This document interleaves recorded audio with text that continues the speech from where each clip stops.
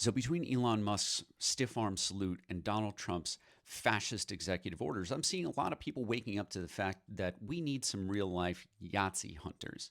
And there's a lot of people joking on this app about, how that's what they're doing. They're gearing up. They're being internet tough guys.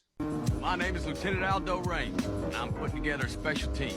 We're going to be doing one thing, and one thing only. Killing. But what if I told you you actually could get involved in hunting Yahtzees? And to be clear, no one gets physically hurt in doing this. This is about ensuring that these people are held accountable when they violate the law, when they do things like commit hate crimes.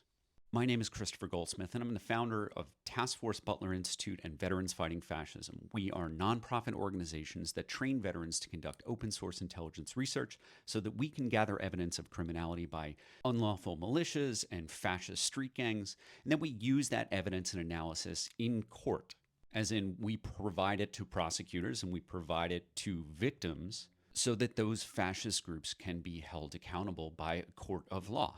While we are a small team, we are extraordinarily effective. Earlier this month, thanks to the research and activism that we were engaged in over the last few years, one of the most notorious neo-Yahtzee gangs in this country just had a nearly $3 million judgment placed against them on behalf of a victim in Boston that we identified and helped out. That's in addition to a felony conviction that we got for a neo-Yahtzee last year, which follows several dozen arrests plus some convictions. And we're a relatively new organization. We're just getting started. With that said, we've learned a lot in the last few years, and we're sharing these lessons with the public. We want more people to get engaged in actually doing the Yahtzee hunting that everyone's kind of joking about on TikTok. Again, to reiterate, this does not involve any sorts of violence whatsoever. And we have designed our online instruction manuals to be accessible.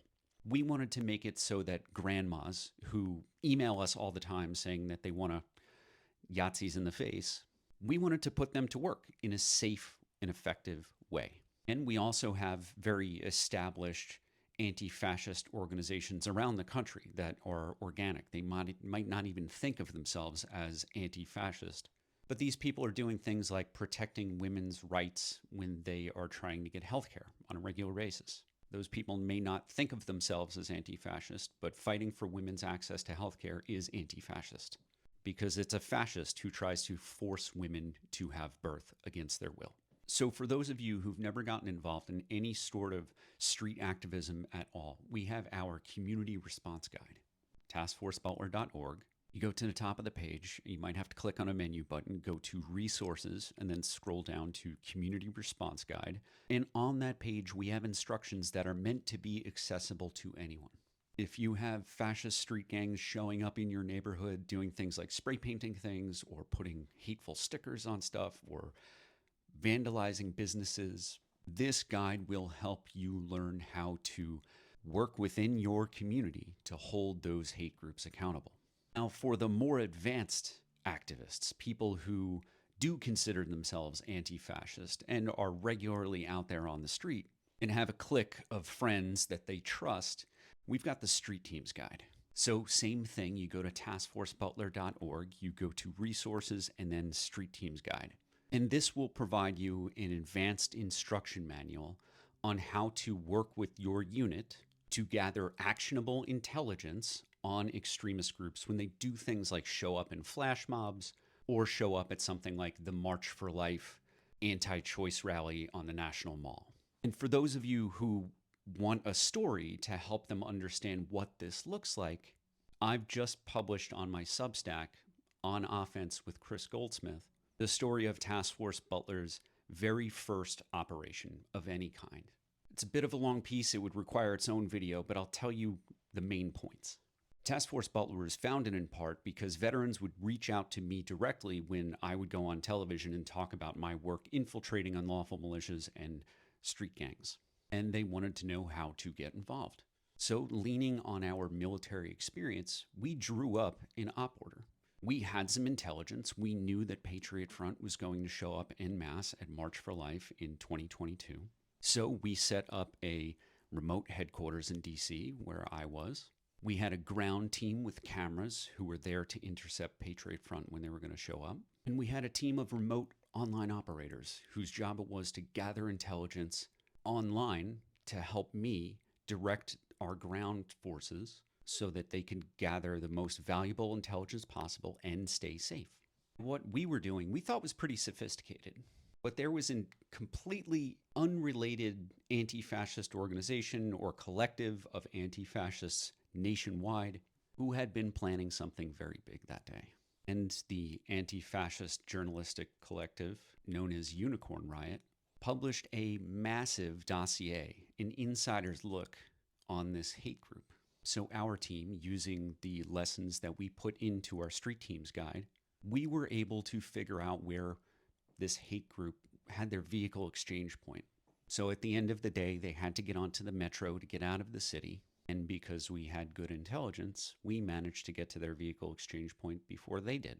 And there they had their cars waiting with tape over their license plates, which made it very easy to figure out which cars belonged to them. Now, to be clear, we do not dox people. We have never shared that information with anyone outside of law enforcement. But from infiltrating this hate group multiple times and spending several years studying them, we've learned that we can meet them on the ground, gather intelligence, and they don't even know we're there.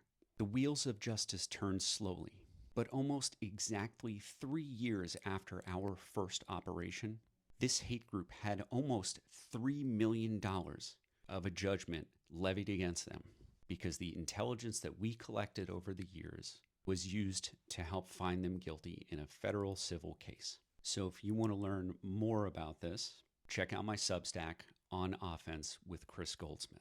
And you can see a recent post where I identified some of the members of this hate group who were also involved in this hate crime that happened in Boston. They as individuals have not yet been dragged into court, but their organization and their leader, they have been found liable, along with John Doe's 1 through 99. Well, we've unmasked John Doe's 1 through 9, and I've published those names on my Substack.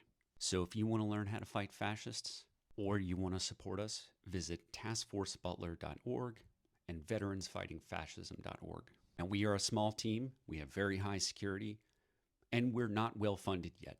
We are working out trying to hire a full-time volunteer coordinator. Once that happens, we will very slowly expand our intelligence team. But in the meantime, we want any other veteran who wants to do this kind of in-person activism, get involved with our partner organization, Common Defense. You can find them at commondefense.us.